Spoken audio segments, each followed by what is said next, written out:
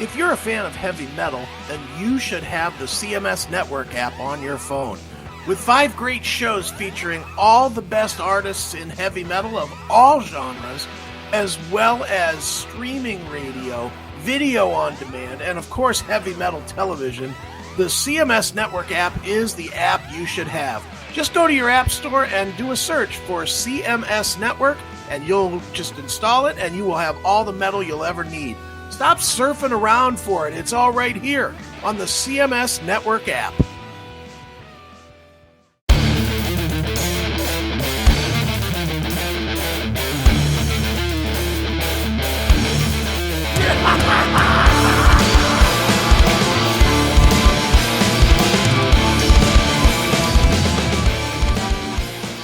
It is Chris Akin Presents, and I, of course, am Chris Akin, and I am thrilled to be joined by this gentleman right here. As I just told him before we started, I feel like I listen to his music every single day because, to be honest, I do. And not necessarily because it's his band, it's because he writes for every single band on the planet. But he's finally putting out something new from his band, Edge of Forever. The new album is called Seminole. It's out on January 21st. And here to talk about it is the one, the only Mr. Alessandro De Vecchio. Alessandro, how are you, man? Hi, Chris. How are you doing? All good? All good, man. Cannot complain. And thrilled to talk to you and thrilled to talk about some Seminole, man. What a great record.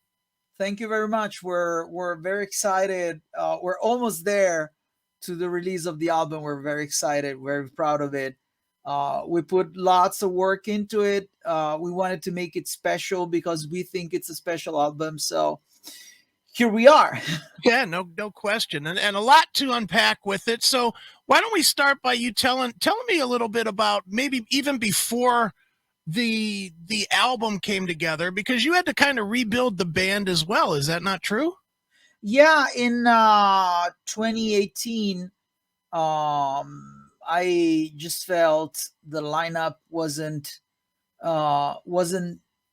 getting the bond that we had before, and we almost fell apart during the years because Francesco Jovino was touring with UDO and then with Primal Fear, and we kind of lost our unity as a band. So I just wanted to rebuild from scratch, and I kept Nick Mazzucconi on bass with me.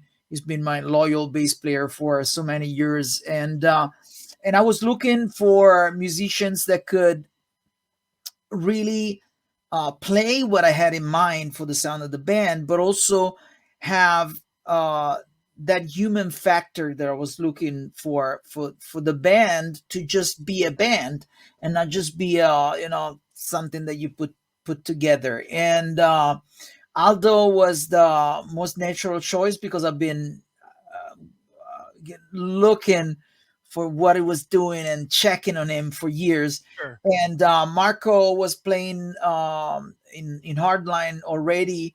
Is a friend of mine that I brought in Hardline a few months before the situation happened, and Marcos playing was exactly what I was looking for. So it was a natural choice of the right players, and yes, and now we're into our second album together, and hopefully many more. Sure. And and the interesting thing about you, and people probably don't realize it, of all the guys that there are out there, you personally know everybody because you literally work with everybody. So in a way, you kind of had your pick of, in large part, of anybody that you wanted to have on any of these, in any of those positions. No? Well, actually, yes. In a good way. I always liked the mentorship side of producers and people that are in an executive position in the music business. So and I'm in love with music and musicians. I love great musicians. So I'm always keeping an eye out there for great talents because I'm not doing this by myself. I'm Sure. nothing without the right musicians or the right people in my team. So I'm always keeping an eye on what happens around. And and there's some fantastic, amazing players that that only need a chance. And most of the times I'm very, very happy that I can be some sort of the guy that can give a chance to players that might not have one. So, and in a good way, I also brought lots of Italian musicians up to the international scene, Mm-hmm. which is, in my opinion, a great thing, because now we see, like, the bands like Dragon Force have an Italian drummer, Mm-hmm. and so many bands have Italian musicians in their lineups. And some were musicians that I worked with, so I'm very happy that I could help somehow the music with just you know mentoring great musicians that just needed a great chance. Sure. Is Italy a hotbed for rock musicians and music in general, or is it kind of just there's certain guys that kind of stand out in the scene? Well, first of all, there's no rock scene in Italy because it's all about pop, and Okay. we have a very specific pop music that's only happening in Italy. That's called musica leggera. That means light music. Okay. It can mean anything and everything, but it doesn't mean anything actually. And but we have a fantastic set of musicians. There are some of the greatest musicians on earth are Italians. Like we have, especially in the drummer world, we have people that are out of the really out of the world. And the thing is that we, if you think about, we didn't even learn English in schools up to the 90s. So Oh, most of these musicians simply couldn't get around because they didn't know how to talk and right. to and to get in touch with people. But some flew to London, some flew to LA and had great careers. uh, and there are many like that, but also lots of people didn't have the chance to fly abroad and just leave everything here and just leave your family and friends and everything and just fly to the other side of the world to make your career happen. But also, culturally, we never did those kind of things. So when we started to be able to go around, that was a big change. Sure. Definitely. Well, Alan, let's talk about Seminole here. Let's dig into the record here. Now, I obviously know that you're Italian.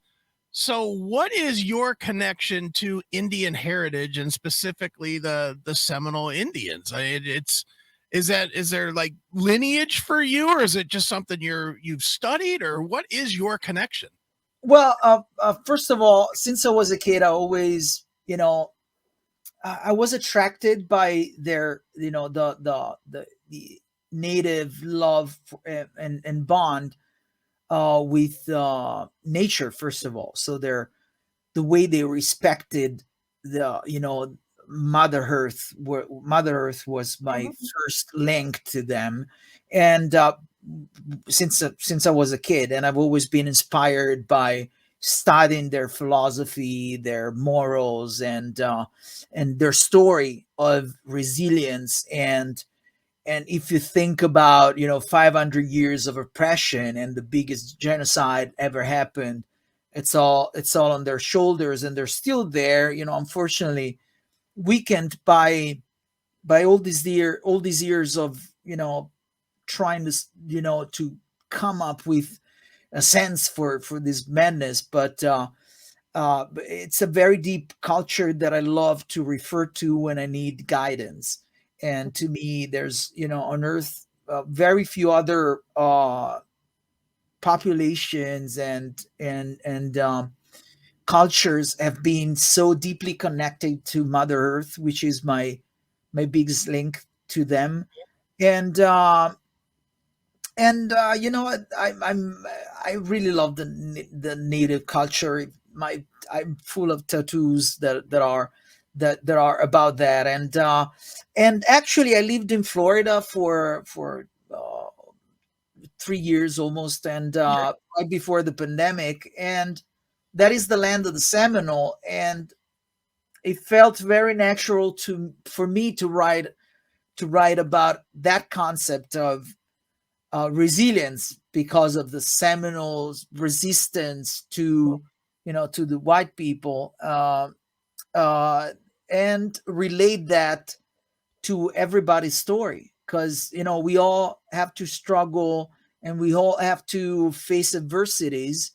And it I think there's a great lesson to learn in the native culture and the way they faced the enemy with peace and then strength, and then finally getting to find a common ground, and try to survive and to live together in this situation.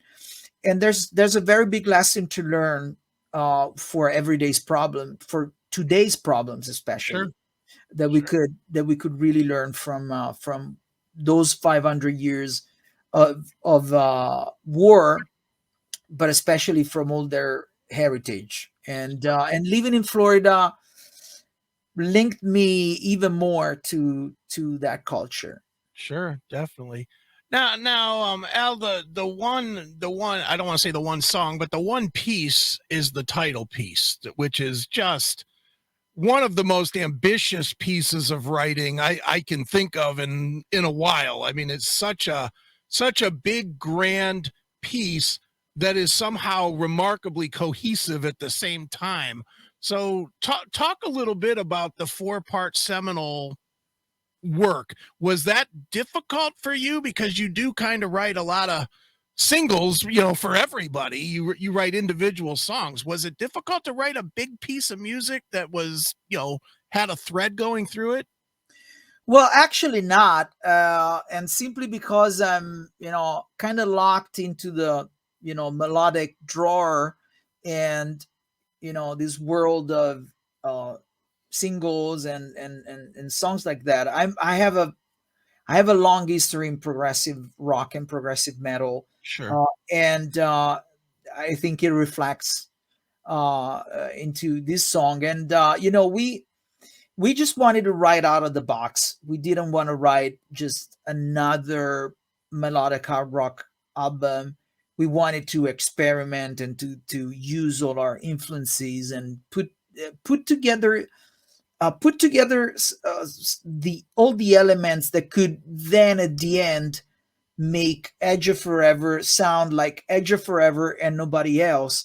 And the mini suite, since the starting process of writing for the album, I wanted to have a mini suite at the end that could be just out of the box. Just, Sure. I mean, it starts in a way, it goes into this three-part harmony, and then it goes into the heavier sections, and then the more intricate parts, and then at the end it goes back to the more intimate part. Mhm.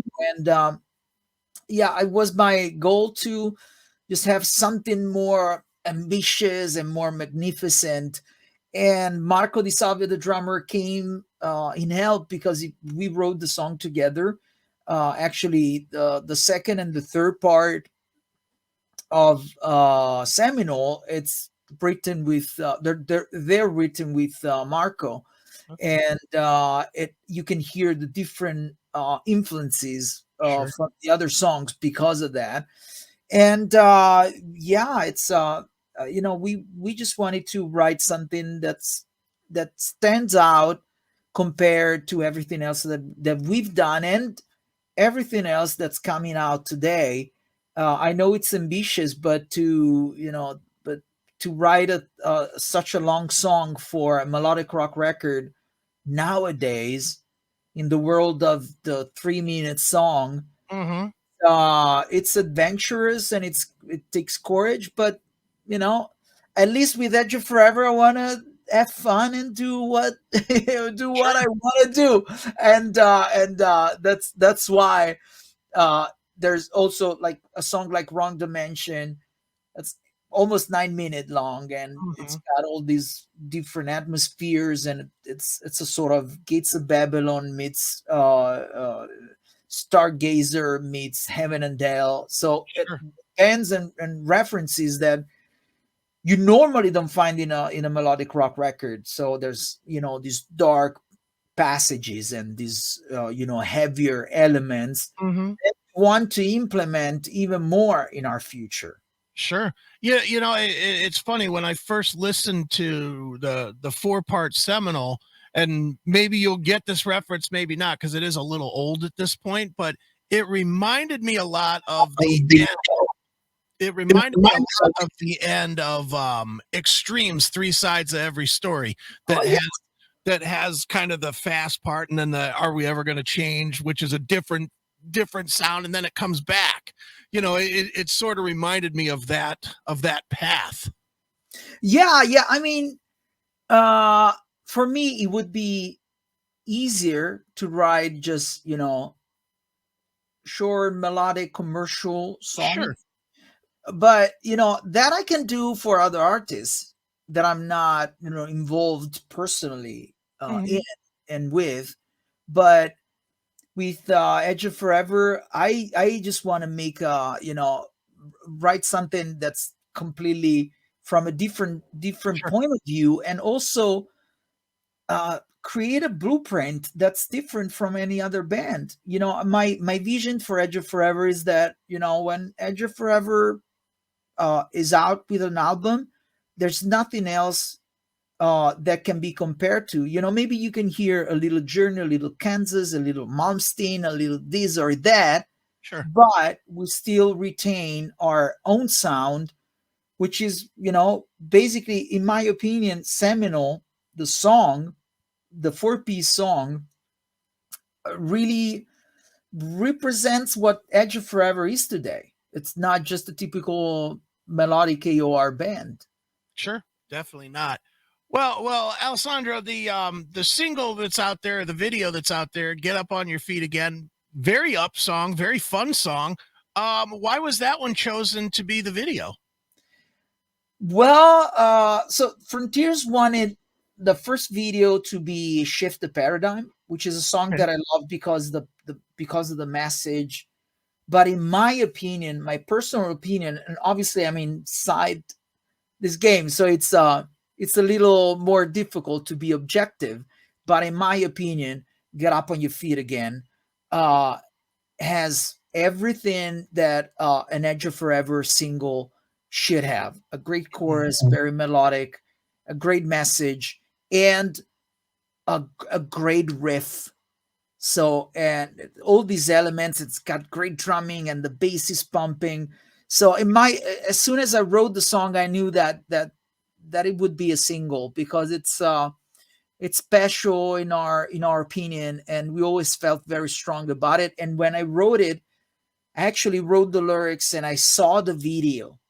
So I knew from the beginning that it had to be a video, and I had this vision for the actress, and we had to go through different actresses because I knew I saw a face, so I had to go through all of them, and then Melissa came up, and she did a fantastic job. No question.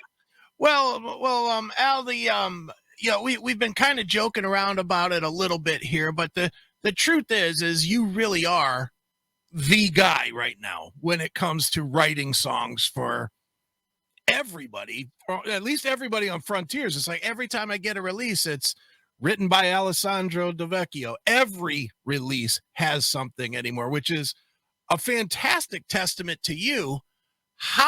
Look, I write books and it takes me a year to write a book.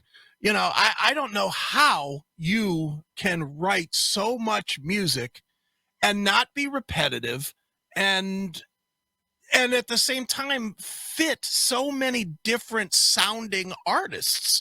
Do you write for the artist and the project, or do you have a 500 notebooks around you somewhere that are just loaded with songs, or how do you come up with so much music? Well, I write specifically for the artist. Okay. So, and I don't have, I have a big folder of songs that were rejected by Okay. the label or the artist or that weren't used, but I know that they're there. It's, I don't know, it's hundreds of songs and Right. ideas, but I never go there when I start writing. That is, the ultimate emergency place that I never want to go to, because in my opinion, inspiration is something that you can train. If you write every day, you're gonna end up training that channeling process between inspiration and the actual song. And at the beginning of my career, it took me forever to write a song.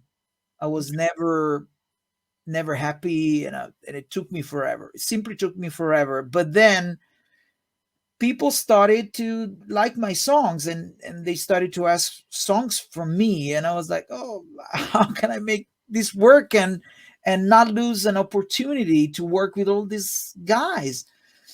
So I started to, I write every day. I constantly write every day, and I'm very grateful to Frontiers, because they give me the opportunity. It's a win-win combination, because the artist needs songs, Frontiers needs songs for the artist, and I happen to be a prolific writer, but it took me lots of years of training myself into getting the right writing mindset.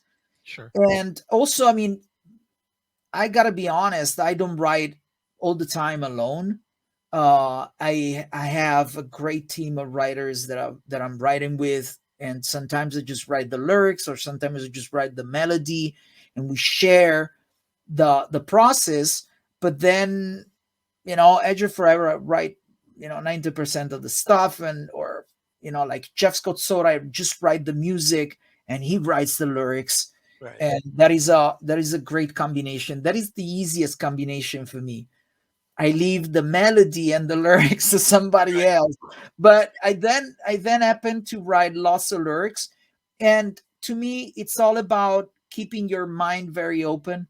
I read a lot, I study a lot, and I watch the world, because you can be inspired by so many things.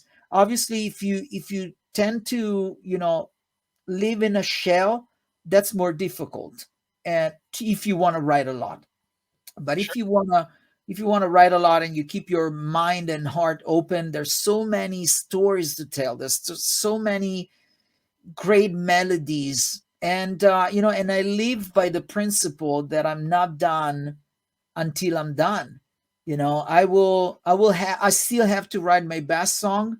So every time that I write, I try to overcome what I've done the past is in the past. I never rely to the 5 million, 6 million views on Back on My Trail by Revolution Saints and go back there. I Right. always try to look up front and try to write. Every day I'm trying to write my best song, and every day I'm amazed, because that mindset gives me the opportunity to write. Sometimes I'm also like, how did I write those lyrics? Right. How did I write that hook? I I don't know, but it's because it became a natural process, simply because I write every day. And I tried all this. I tried to read books on how to be productive, and nothing really worked until I simply surrendered to the fact that I had to train my creativity. I had to be creative every day if I wanted to be productive, because that's the only, I mean, repetition will give you a habit. And to me, writing has become not just a talent or a gift. It has become a habit. I can write if I have to write, I just sit down and write a song. Sometimes it doesn't work, but I learned that from Stephen King, because every day of his life is writing, like, I don't know, 30 pages. And then maybe not going to use any of it, or maybe all of it, or maybe just the part. But writing constantly gave him the opportunity to be so productive and so creative. Sure, definitely. You know, it's what's interesting to me is you're talking about you're still have to write the your best song, and you've written so many great songs. For you, if today you sit down later today and you scribble something out and you're like, holy shit, this is the best thing I've ever written, do you give it to a project that you're working on, or do you hold it for a future Edge of Forever record?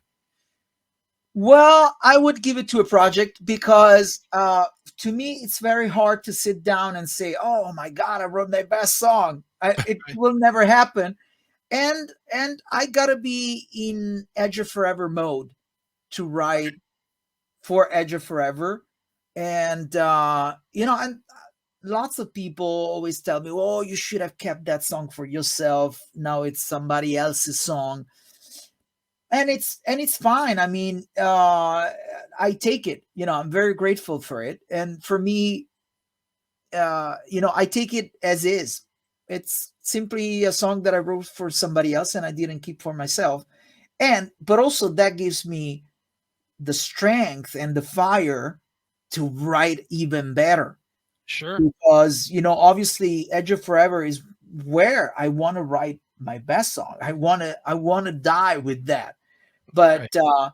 But especially when I see my songs work so great for other artists, that gives me even more fire, because I know that I'm setting up, my goals even higher. And if I set the bar high with somebody else, then I gotta set the bar high, even higher for myself, because people are gonna be like, now we want to see what you do for yourself. Right. If it's really you, what makes those songs special? Because when you give it to somebody else, the voice, the production, the thing that can really make a whole different planet for the song.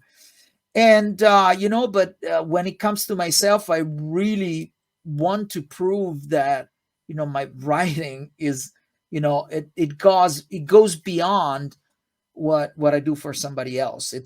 I want to see it like a big stone, that it's just where I take a little piece for myself and it stands on its own. Sure, no question. Well, one stone that's going to stand very much for itself is the new release, Seminole. It is out on January 21st, the band Edge of Forever.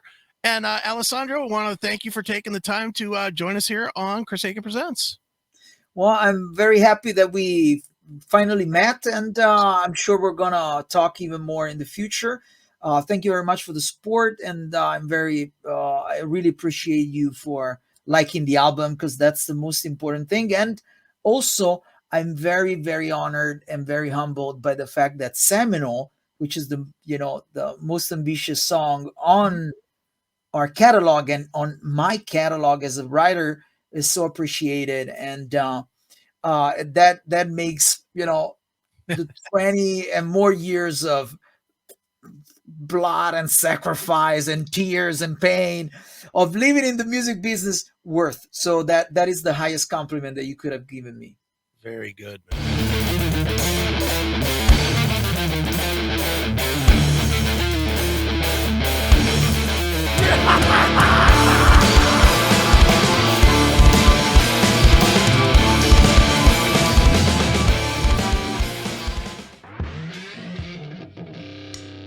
The Classic Metal Show is now on Roku. That's right, everybody. If you're a fan of The Classic Metal Show and you have a Roku, we have a channel for you. Just go to your channel search and search for The Classic Metal Show. All the videos are uploaded so that you get every single episode of the show. So check it out. The Classic Metal Show, now on Roku.